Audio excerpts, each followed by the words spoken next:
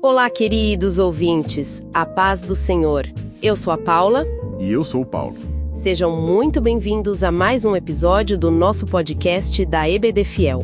Hoje, a gente vai estudar a lição 4, Raabe, uma escolha de fé que mudou destinos. Ei, antes de começarmos, corre lá no Instagram e segue a nossa página, EBD Fiel.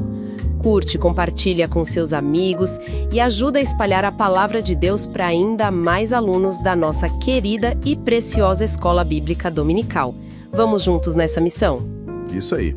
Bom, hoje a gente tem um material bem interessante, né? Passagens bíblicas, comentários, tudo focado numa figura que, olha, é muito intrigante. Raabe. É verdade, a nossa ideia aqui é tentar entender melhor quem foi essa mulher, sabe? O mundo em que ela vivia, lá em Jericó, e por que a história dela, do jeito que essas fontes contam, é um exemplo tão forte de fé e de uma reviravolta completa na vida. Vamos ver os detalhes que esses textos trazem pra gente captar as escolhas dela e o peso dessas decisões, né? Exatamente. A gente vai olhar trechos de Josué, que é onde a história principal acontece, mas também como ela é lembrada depois, sabe? Lá em Hebreus, em Tiago, já no Novo Testamento. Ah, importante isso. Sim, e temos também comentários que ajudam a dar o contexto, a interpretar as ações de Raabe, desde a vida dela em Jericó até o lugar surpreendente que ela ocupa na história maior de Israel, segundo essas narrativas. Vai ser uma conversa bem legal sobre esses textos. Ótimo. Então vamos começar situando a personagem. As fontes são bem claras, né? Raabe morava em Jericó e logo de cara, em Josué 2, ela é identificada como prostituta. Isso. E tem aquele detalhe curioso sobre a casa dela, que os comentários mencionam. A localização, né? Ah, sim, a localização. Tem uma sugestão bem forte, baseada lá em Josué 2,15, de que a casa dela ficava, sobre o muro da cidade, ou integrada a ele. No muro mesmo? Interessante. Alguns comentaristas até exploram a ideia de que talvez funcionasse como uma hospedaria, um tipo de estalagem. Pensa na praticidade disso. Verdade. Um lugar fácil de chegar, na entrada da cidade, talvez menos vigiado, perfeito pra gente de fora como os espias de Josué, né? Pra entrarem sem levantar muita suspeita. E ainda por cima, a posição elevada daria uma visão estratégica. Faz todo sentido. E a própria Jericó. Que cenário era esse que as fontes descrevem pra gente? Não era uma cidade qualquer, pelo que a gente lê. De jeito nenhum. Jericó tem um peso histórico e simbólico muito grande nesses textos. É descrita como uma cidade super antiga, lá no Vale do Jordão, numa área bem peculiar, sabia? Abaixo do nível do mar. Sério? Abaixo do nível do mar? Sim, uns 250 metros. Tanto que é chamada de Cidade das Palmeiras lá em Deuteronômio. Era um ponto estratégico em rotas comerciais, como um dos comentaristas, o pastor David Cabral, menciona. Parada para caravanas, tribos nômades. Entendi.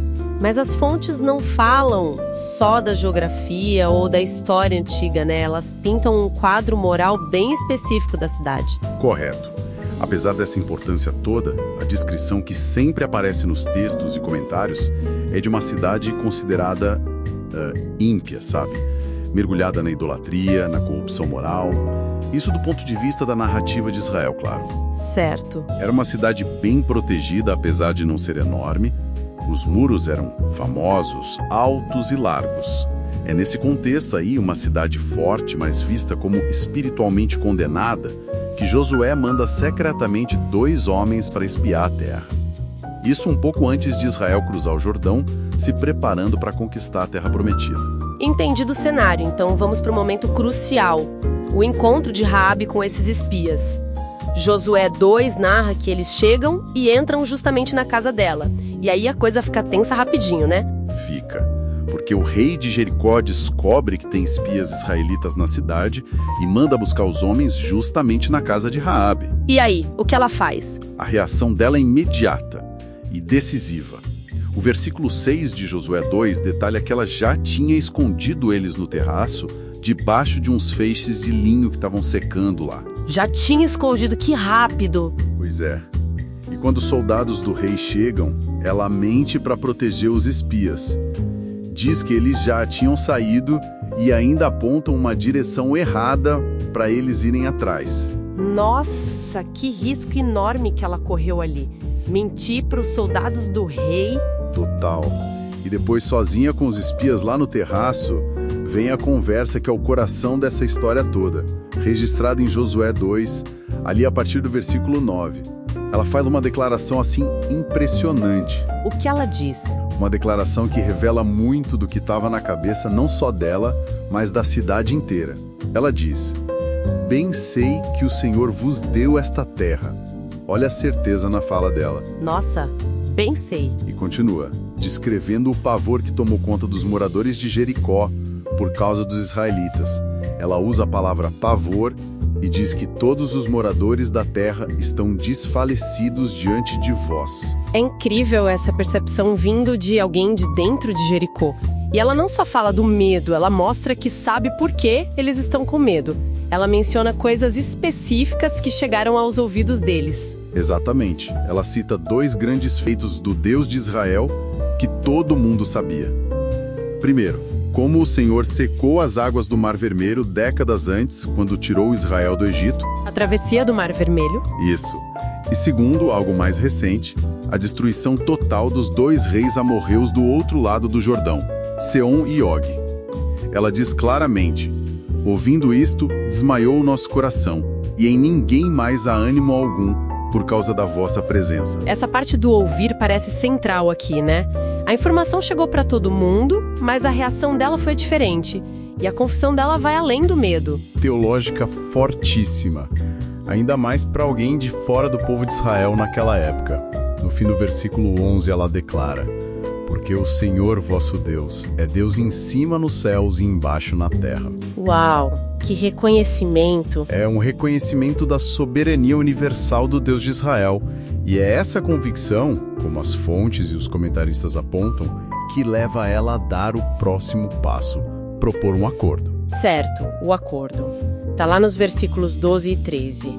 Ela vendo que a destruição de Jericó ela certa, e baseada nessa fé recém-declarada no poder do Deus de Israel, ela pede um juramento aos espias.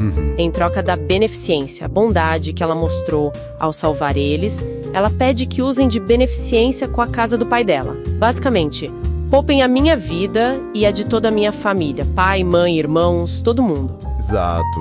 E ela não pede só a promessa, ela pede um sinal seguro, uma garantia concreta. A gente lê isso no versículo 12 e depois no 14, onde os espias concordam, mas com condições. E qual era o sinal? A garantia visual seria um cordão de fio escarlate, vermelho, amarrado na janela por onde ela ajudaria eles a fugir depois. Ah, o famoso cordão escarlate. Esse mesmo. Esse seria o sinal para o exército de Israel identificar e poupar aquela casa durante a invasão.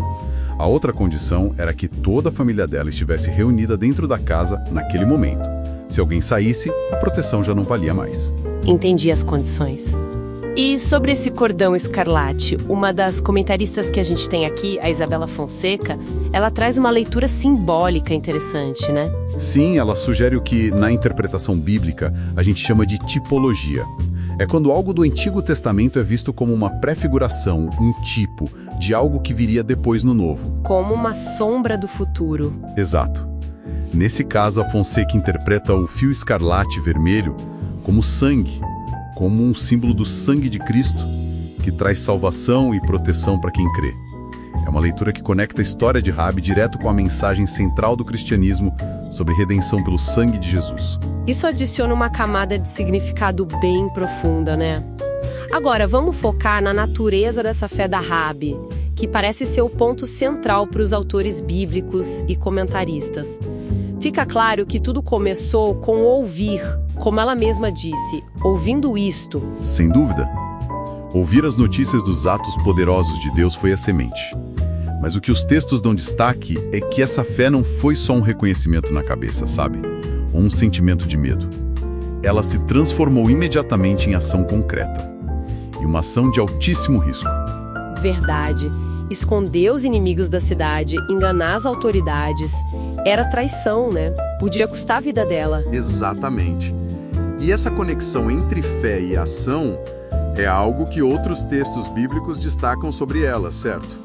Temos as referências lá no Novo Testamento. Isso. O autor de Hebreus, no capítulo 11, aquela galeria dos heróis da fé, ele inclui Raabe nessa lista super seleta. Hebreus 11:31 diz: pela fé, Raabe, a meretriz, não pereceu com os incrédulos, acolhendo em paz os espias. Aqui a ênfase está clara na fé como motivo da salvação e da ação dela. Fé em primeiro lugar. Mas aí a gente tem Tiago, capítulo 2, versículo 25, que também menciona ela como exemplo, só que com uma ênfase um pouquinho diferente. Sim, Tiago usa ela para ilustrar o ponto dele sobre a fé que se prova pelas obras. Ele escreve: e de igual modo não foi também justificada por obras a meretriz Raabe, quando acolheu os emissários e os fez partir por outro caminho. Tiago liga a justificação dela direto às obras, acolher e ajudar os espias a fugir. Então temos fé em Hebreus e obras em Tiago.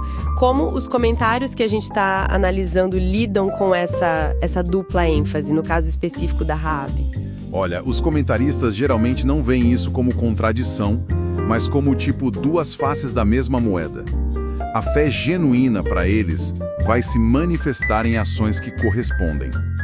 O pastor David Cabral faz uma observação interessante sobre isso. Qual? Ele ressalta que todo mundo em Jericó ouviu as mesmas notícias. A informação estava lá para todos. Mas segundo o relato, só Raabe respondeu com fé ativa em Deus. Os outros ficaram paralisados pelo medo, ou talvez pela incredulidade mesmo. Isso é poderoso. A mesma informação gerando respostas totalmente opostas. Medo que paralisa versus fé que age. Exatamente.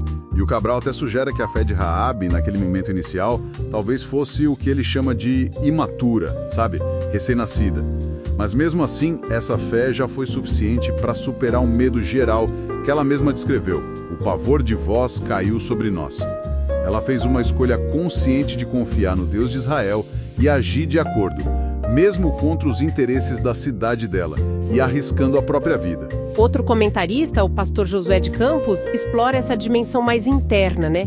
Ele conecta a atitude da Raabe com a ideia bíblica do temor do Senhor. Assim, citando Provérbios, né? Isso, Provérbios 1.7. O temor do Senhor é o princípio da sabedoria. Ele sugere que esse temor com respeito, essa percepção da grandeza e do poder de Deus, encontrou um lugar no coração da Raabe e motivou ela a buscar a salvação. E não só para ela, mas para toda a família dela. Ele até relaciona isso com o conceito de salvação pela graça mediante a fé, lá de Efésios 2.8. E essa preocupação com a família é outro ponto que os comentários destacam como prova da fé dela. O pastor Valdir Oliveira enfatiza isso. O pedido de Raabe lá em Josué 2, jurais que usareis de beneficência para com a casa de meu pai e livrareis da morte as nossas vidas, isso demonstra uma fé que se importa com o bem-estar dos seus. Ele até faz um paralelo com a instrução de 1 Timóteo 5,8, que diz que quem não cuida dos seus, principalmente da própria família, negou a fé.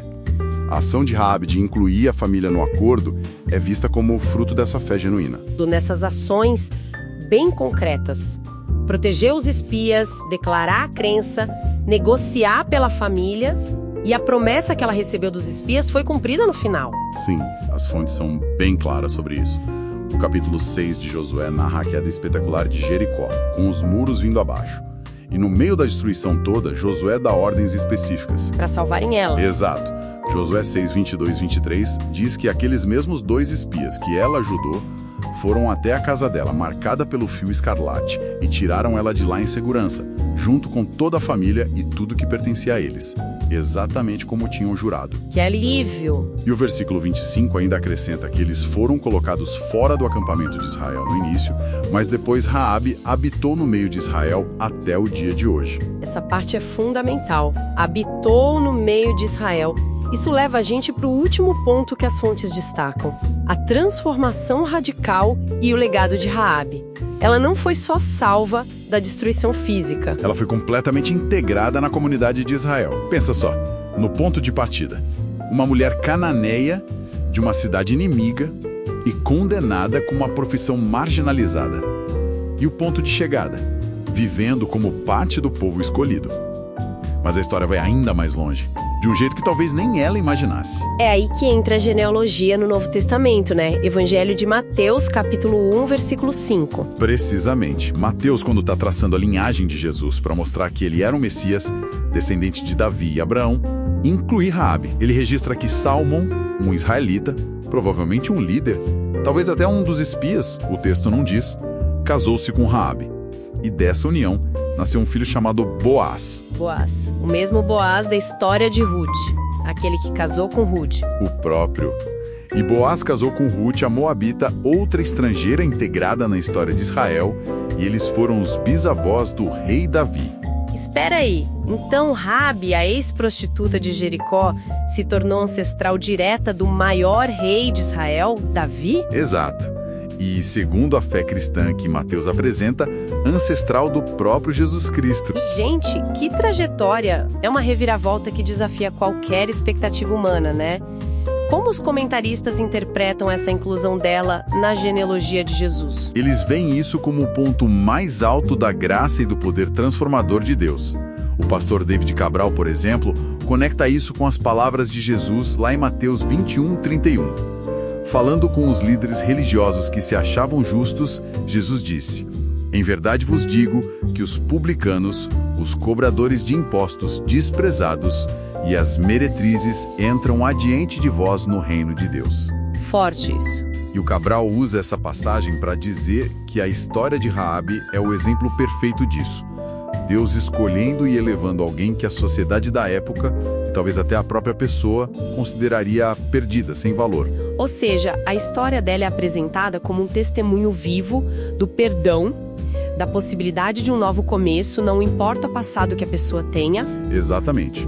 Os comentaristas citam muito passagens como o Salmo 51:17, "Um coração quebrantado e contrito não desprezarás, ó Deus", ou Isaías 43:25, onde Deus diz: "Sou eu mesmo aquele que apaga as tuas transgressões por amor de mim, e dos teus pecados me não lembro."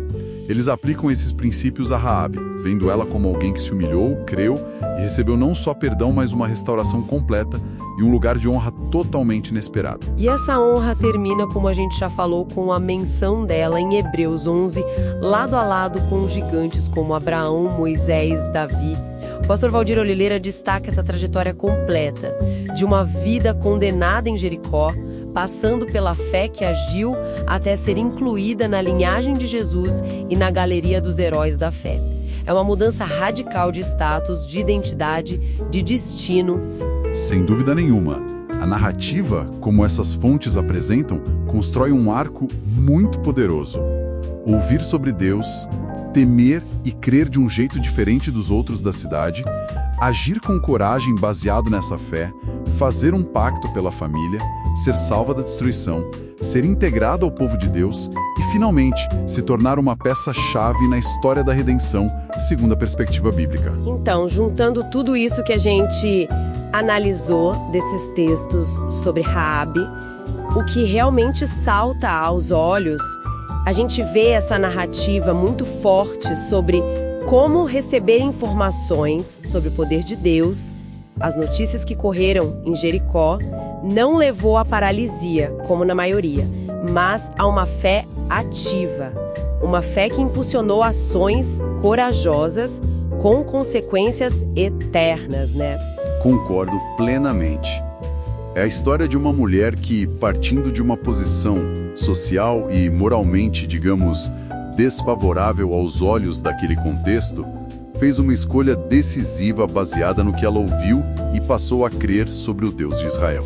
Uma escolha pessoal. Sim, ela agiu, protegeu os espias, negociou pela segurança da família dela e, de acordo com essas fontes, não só teve a vida poupada, mas foi elevada a uma posição de honra e significado dentro da história sagrada de Israel. Não são etapas separadas, mas um fluxo contínuo, parece.